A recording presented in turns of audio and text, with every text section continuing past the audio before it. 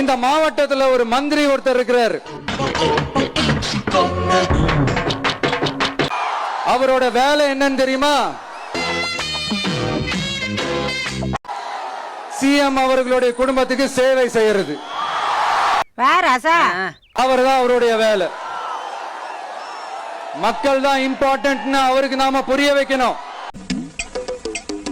உங்களுடன் ஸ்டாலின், உங்களுடன் ஸ்டாலின், உங்களுடன் ஸ்டாலின் உங்க குடும்பத்துக்கு மட்டும்தான் சொல்லிக்கிறணும். மக்கள் கிட்ட அதை நீங்க சொல்லவே முடியாது. ஏன்னா நீங்க தான் மக்கள் கூடவே இல்லையே. இத நான் சொல்லல, ஒரு ஃபேமஸான ஒரு வார பத்திரிகையில் இதை மென்ஷன் பண்ணியிருந்தாங்க. அதைத்தான் நான் ரிப்பீட் பண்றேன்.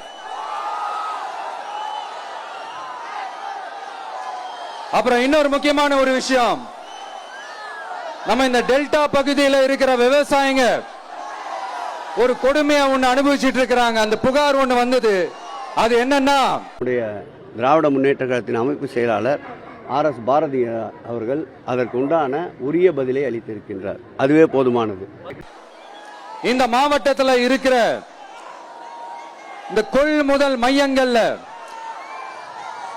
இந்த நெல்ல ஏத்தி இறக்கிறதுக்கு, அதாவது லோடிங் அண்ட் அன்லோடிங், அதுக்கு ஒரு 40 கிலோ மூட்டைக்கு 40 ரூபா கமிஷன் வாங்குறாங்களாம். அரசாங்கமே ஒரு மூட்டைக்கு 10 ரூபா கொடுக்கறாங்க. ஆனா இவங்க அதுக்கு மேல 40 ரூபா கமிஷன் வாங்குறாங்க.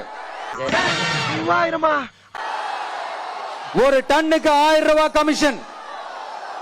நீங்க கணக்கு போட்டு பாத்தீங்கன்னா இந்த 4.5 வருஷத்துல பல கோடிகள் டெல்டா பகுதிகளில் இருக்கிற இந்த விவசாயிங்க கிட்ட இருந்து கமிஷனா புடிங்கி இருக்கிறாங்க. இருக்குமா சார்?